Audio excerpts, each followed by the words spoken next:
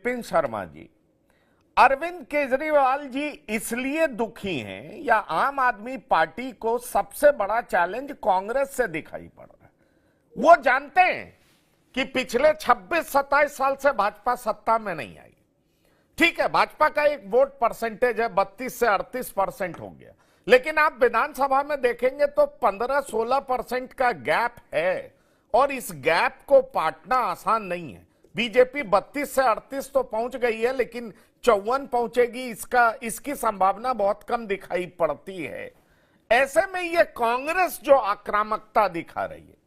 और राहुल गांधी पहुंच करके सीधे अरविंद केजरीवाल को घेरे में लेते हैं, क्या आपको लग रहा है कि आम आदमी पार्टी इस वजह से परेशान है क्योंकि कांग्रेस दलित, मुसलमान, अति पिछड़े तमाम बातों का राग अलाप रही है और अरविंद केजरीवाल को उसी तरीके से झूठा बताती है जैसे कि वो पीएम के लिए कहती आई? सवाल यह है कि पीएम और अरविंद केजरीवाल के बीच में समानता बता करके जिस तरीके से कांग्रेस के नेता दिल्ली के चुनाव में अरविंद केजरीवाल पर सवाल उठा रहे हैं, क्या आपको लग रहा है कि आम आदमी पार्टी को लग रहा है कि ये अगर कांग्रेस इस तरीके से 15% भी वोट ले आई तो हमारा किला ध्वस्त हो जाएगा? पंकज जी, सवाल आपका बहुत अहमियत रखता है और सर्वप्रथम मैं ये बोलना चाहूंगा, मैं अंग्रेजी अखबारों के साथ जुड़ा रहा हूं, दिल्ली की राजनीति को बड़ी बारीकी से समझता हूं और बड़े वरिष्ठतम नेता चाहे कांग्रेस के हों चाहे भाजपा के हों, तो उनसे मिलने का अवसर मिला और जाना बड़ी बारीकी से कि क्या मुद्दे हैं जमीनी स्तर पे। तो यहां पर इसमें कोई दो राय नहीं है कि दिल्ली एक बेहतरीन केस स्टडी है, क्योंकि अभी भाजपा या आम आदमी पार्टी के कोई वरिष्ठ प्रवक्ता बोल रहे थे कि केस स्टडी की बात कर रहे थे, तो दिल्ली केस स्टडी है क्योंकि जब विधानसभा के चुनाव होते हैं प्रचंड बहुमत आम आदमी पार्टी, लोकसभा तो क्लीन स्वीप भाजपा, और इसमें भी कोई शक शुबा नहीं है कि यहां पर जो अंतर है विधानसभा में, तो उसकी भाजपा अगर पूरे दमखम से निकला हुआ है इस समय, भाजपा का पूरा संगठन, उनके शीर्ष नेतृत्व और सबको अपनी जिम्मेदारी सौंपी गई है कि आप लोग कोई कसर ना छोड़ें इन चुनावों में और भाजपा दोबारा सत्ता पे काबिज हो। तो ये जो अंतर है वो भी एक बहुत बड़ी चुनौती है। लेकिन क्योंकि आपका सवाल है कांग्रेस पे यहां पर, और कांग्रेस कौन सी? शीला दीक्षित वाली कांग्रेस। और बतौर पत्रकार जब मैं विधानसभा जाया करता था 1998 से लेकर 2013 का जो दौर था, जहां नजर जाती थी वहां कांग्रेस के विधायक बैठे दिखाई देते थे और प्रदेश अध्यक्ष चौधरी प्रेम सिंह थे।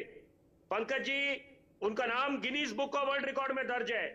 और क्योंकि वो 50 वर्षों से ज्यादा अपने विधानसभा क्षेत्र से हारे थे नहीं, तो ऐसे भी महान नेता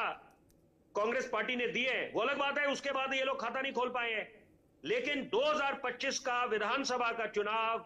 समीकरण क्यों बदले हैं उसके पीछे पुख्ता कारण है कि पहली बात कि कांग्रेस को एक उम्मीद की किरण दिख रही है इस समय, क्योंकि 2014 और 2019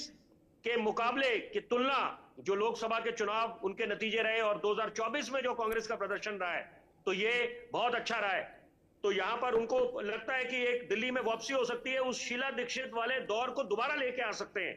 और दूसरी बात है कि भाजपा ने क्योंकि हरियाणा और महाराष्ट्र में जीत दर्ज करी है, उत्तर प्रदेश में 7 सीटें निकाली हैं उपचुनावों में, तो मनोबल 7वें आसमान पर है। तो लग रहा है कि आम आदमी पार्टी के पास चुनौती दे सकते हैं और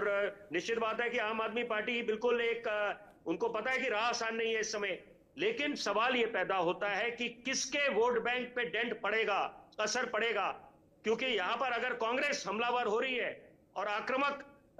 एक रुख अपनाया हुआ है और जिस तरह से राहुल गांधी जी का भाषण था, तो वहां पर वोट बैंक किसका? क्योंकि ये भी इसमें कोई रॉकेट साइंस नहीं है कि यहां पर अगर कांग्रेस पूरे दमखम से निकल रही है और उनकी कुछ सीटों पे अच्छा प्रदर्शन करने की उम्मीद है, तो वहां पर निश्चित बात है कि वो वोट जो असर पड़ेगा वो आम आदमी पार्टी के वोट पे असर पड़ेगा, क्योंकि कई जो नेता कांग्रेस के हताश होकर आम आदमी पार्टी में जो शामिल हुए हैं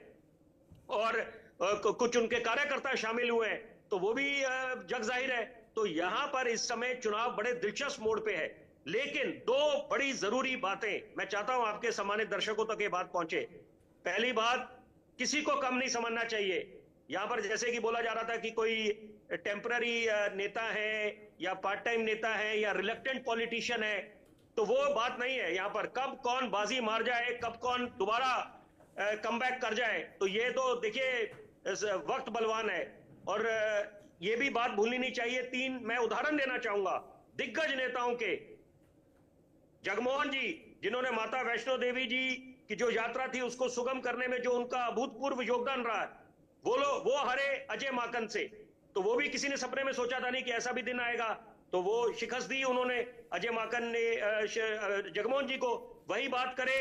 शीला दीक्षित को, शीला दीक्षित जी को शिकस्त दी अरविंद केजरीवाल ने। और वही बात करें कि चौधरी प्रेम सिंह को शिकस्त मिली